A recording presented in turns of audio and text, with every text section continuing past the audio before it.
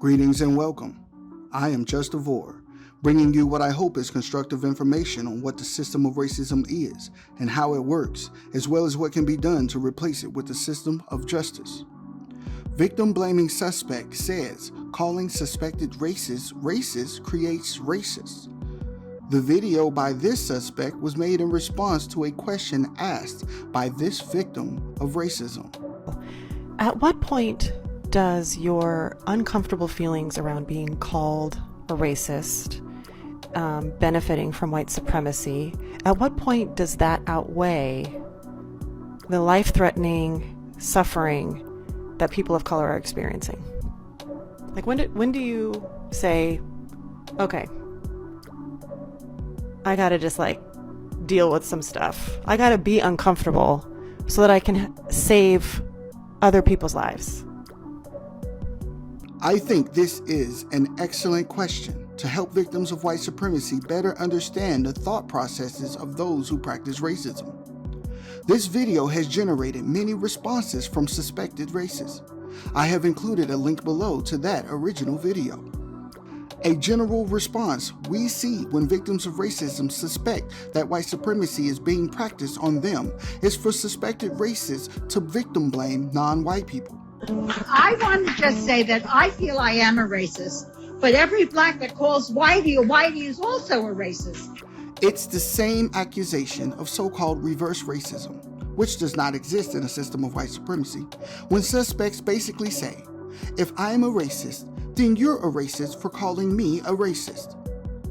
We recognize racism and white supremacy to be synonymous and interchangeable, having the same definition, which is a global system of people who classify themselves as white and who are dedicated to the mistreatment and subjugation of all those they have classified as not white. Do you think such a system exists? Is this definition the most accurate? What is a racist?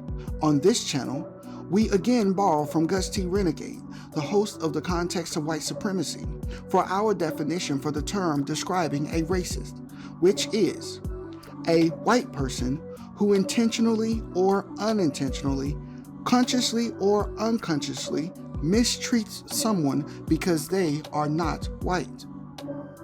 In response to this question by this victim of racism, a video was posted by a particular suspected racist who issued what can be accurately deemed as a covert warning to black people attempting to identify who the racist white supremacists are. I'm going to answer this one right now, objectively. One thing that people fail to consider is that you have all these white folks being generalized, being called racist. You have all these black liberals and even white liberals themselves saying all white people are bad, all white people are racist, even if you think you're woke.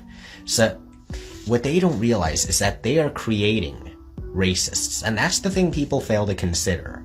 Because I have friends, personal friends, who are telling me that they're beginning to dislike black people because they get tired of being called racist for no reason. So you don't realize that by generalizing white people, you're creating a racist in a time when we need racial unity rather than division, and you're creating a beast that you can't thwart off. Consider that. Did you catch that? Mind you, he didn't even bother to answer the victim's original question that he is responding to. But he did say, you're creating a beast that you can't thwart off. What exactly does he mean? Does this mean that if non-white people, especially those classified as black, continue their attempts to identify races, that those suspected of practicing racism will respond with racism? More racism? This reminds me of that time when Dr. Khalid Muhammad appeared on the Phil Donahue show and was asked, are you seriously presenting yourself as a man interested in the future of your people with this kind of rhetoric? Believe it or not, this tactic works against many victims of white supremacy. Fear is a very powerful thing. Even when one is being completely dominated in every major area of activity, even when public executions, modern-day lynchings, are aired on any medium imaginable, when a non-white person is executed by a racist suspect, when it is clearly evident that it is in the best interest for victims to do whatever it takes to put an end to their mistreatment, fear of more mistreatment is enough to pacify non-white people. Enough to cause non-white people to not resist the efforts of those who practice racism to dominate those they have classified as not white. Is it accurate to say that this suspected racist is practicing racism by using a fear tactic to pacify the efforts of non-white people to identify who the racist white supremacists are? With everything that has happened between people who classify themselves as whites and their victims, is it logical for a non-white person to suspect any white person who can practice white supremacy racism of being a racist white supremacist? Initially, he began by saying, I'm going to answer this one right now, objectively. For some reason, I find that hard to believe. One thing that people fail to consider is that you have all these white folks being generalized, being called racist. You have all these black liberals and even white liberals themselves saying all white people are bad, all white people are racist, even if you think you're woke. I find interesting the fact that he seems to have a problem with the entire organization called white people being suspected of practicing racism, saying they are being generalized, while he simultaneously generalizes black and white so-called liberals. But continue. What they don't realize is that they are creating racists, and that's the thing people fail to consider, because I have friends, personal friends, who are telling me that they're beginning to dislike black people because they get tired of being called racist for no reason. Really? For no reason? None at all? They don't do anything that might make a non-white person, or even the white so-called liberals he mentioned a moment ago, suspect that his friends are practicing racism, white supremacy. But he seems to find it perfectly understandable that his friends would start to not like black people because of these suspicions. But aren't they again generalizing? What about those white so-called liberals? Are his friends starting to not like them either? Nope, just the black people. Is his entire point to say that calling people racist makes them racist? What definition is he using for racism?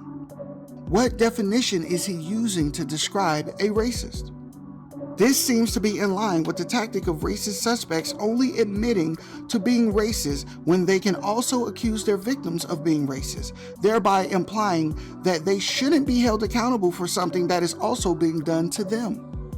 But is it really? So you don't realize that by generalizing white people, you're creating a racist in a time when we need racial unity rather than division. He says generalizing white people creates racists. Does that make any sense? This is why Mr. Fuller asks white supremacists to stand by their work. Rather than victim blaming, make it plain what you are doing and why. This suspect says that this is a time when we need racial unity rather than division. But what does it mean to be white in a system of white supremacy?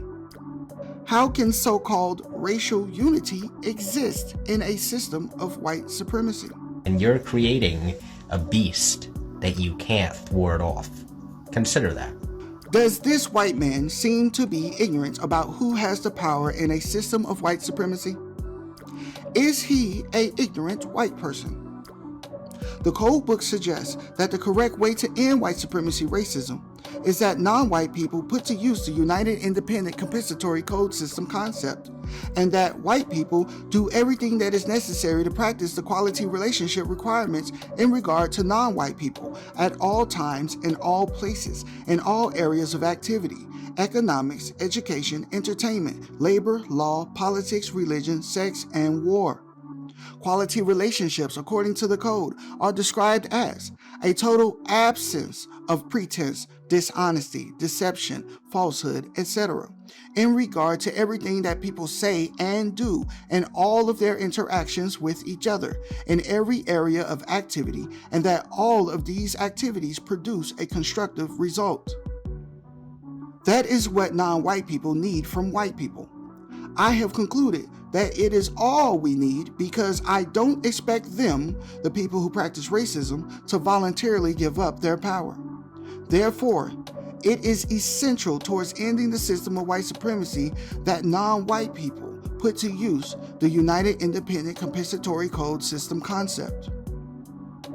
What are your thoughts on what this suspected racist is doing in this video? What other tactics do suspected racists use to avoid suspicion and accountability for their parts in the global system of white supremacy? Feel free to leave your questions, comments, and concerns. Regardless of what this suspect says or how other suspects feel, I will continue to place my suspicions of racist practices on anyone who can practice white supremacy, racism, until the system of white supremacy has ended and a system of justice is established. Justice meaning balance between people, guaranteeing that no one is mistreated, and guaranteeing that the person who needs help the most gets the most constructive help. Lastly, on the subject of generalizing or suspecting those who classify themselves as white, I tend to agree with the late, great Muhammad Ali. If 10,000 rattlesnakes was coming down that aisle now, and I had a door here I could shut, and in that 10,000, 1,000 meant right. 1,000 rattlesnakes didn't want to bite me. I knew they were good. Should I let all these rattlesnakes come down, hoping that 1,000 get together and form a Sheol? Or should I just close the door and stay safe? For more information about the purpose and goals of this channel, as well as some basic definitions of words and terms we use in reference to our work, I have included a link below to a video containing this information. If you would like an even better understanding of the code and how it works, please visit producejustice.com to order the United Independent Compensatory Code System concept by Mr. Neely Fuller Jr.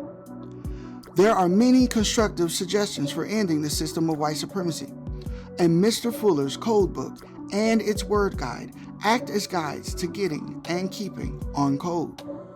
If you feel this content is constructive and worth your time and energy, please subscribe and share to support the making of more content in the future.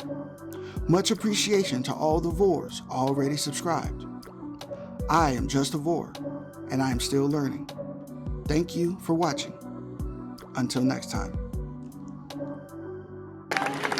Let me say something that gets to the very crux of the matter, and this may be offensive for some to hear who are not on the side that we're on.